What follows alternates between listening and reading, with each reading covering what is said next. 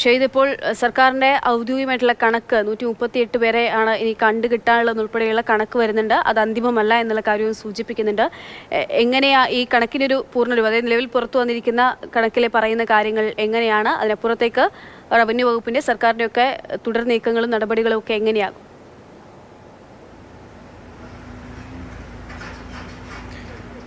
അക്ഷയ, തീർച്ചയായും കണ്ടെടുത്ത മൃതദേഹങ്ങൾ, പിന്നീട് ക്യാമ്പിൽ കഴിയുന്നവരിൽ നിന്ന് ലഭിക്കുന്ന വിവരങ്ങൾ, ഇതൊക്കെ കൂടി വെച്ചിട്ടുള്ള ഒരു പ്രാഥമികമായ കണക്കാണ് ഇപ്പോൾ 138 പേരുടെ മിസ്സിംഗ് കണക്ക് ഇപ്പോൾ പുറത്തു വന്നിട്ടുള്ളത്.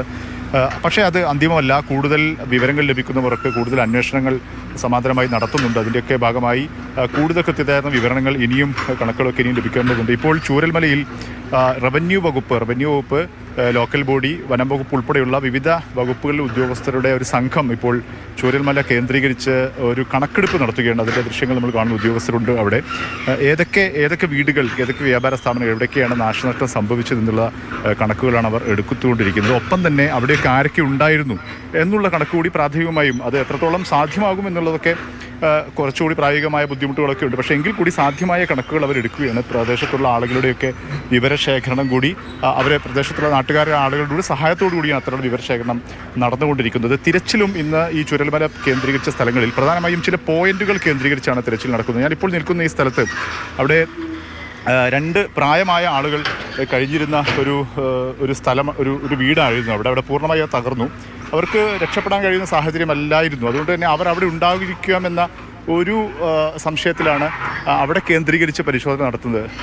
നാട്ടുകാരനായ തൊട്ടയൽപ്പക്കത്ത് ഉള്ള ഒരാളുടെ ഒരു ബന്ധു നമ്മോടൊപ്പം ഉണ്ട്. ഇവിടെ ഇവർ കഴിഞ്ഞിരുന്നത് പ്രായമായ ആളുകൾ കഴിഞ്ഞിരുന്ന വീടാണോ ഇത്? അതെ, രാമൻകുട്ടിയേട്ടനും അയാളെ ഭാര്യയും. ഇപ്പം ഇന്ന് രാവിലെ അവരെ മോനെ ഞാൻ കണ്ടിരുന്നു.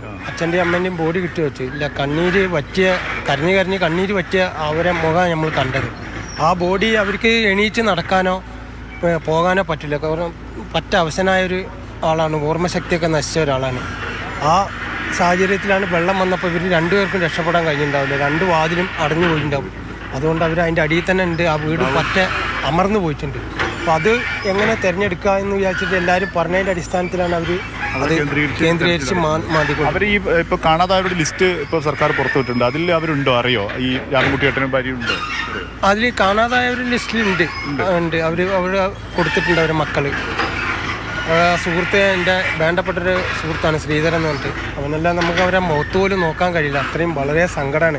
പ്രായമായ ഒന്ന് എണീറ്റ് നടക്കാൻ കഴിയായിരുന്നെങ്കിൽ അങ്ങേക്ക് രക്ഷപ്പെടാമായിരുന്നു. ഇവിടെയുള്ള പല വീടുകളിൽ നിന്നും ആളുകൾ മാറിയിട്ടുണ്ട് ഈ പ്രദേശത്ത്. ഇവിടെ നിന്നുള്ളവരൊക്കെ രക്ഷപ്പെട്ടിട്ടുണ്ട്. അങ്ങനെ ചില ഒറ്റപ്പെട്ട വീട്ടിൽ പോകാൻ കഴിയാത്തവരാണ് കുടുങ്ങിപ്പോയത്. പക്ഷേ അങ്ങനെ ഈ ചില ആളുകൾ ഈ വീട്ടിൽ നിന്നും അങ്ങനെ രക്ഷപ്പെടാൻ കഴിയാതെ കുടുങ്ങിയിട്ടുണ്ടാകും, വീട്ടിന് അടിയിൽ മണ്ണിനടിയിൽ ഉണ്ടാകുമെന്ന് പ്രത്യേകമായി അങ്ങനെ നാട്ടുകാരും അയൽവാസികളൊക്കെ പറഞ്ഞ് അങ്ങനെ സംശയിക്കുന്ന സ്ഥലങ്ങൾ കേന്ദ്രീകരിച്ച് കൊണ്ടാണ് ഇന്ന് പ്രധാനമായുള്ള അത്തരം പരിശോധനയാണ് നടത്തുന്നത്.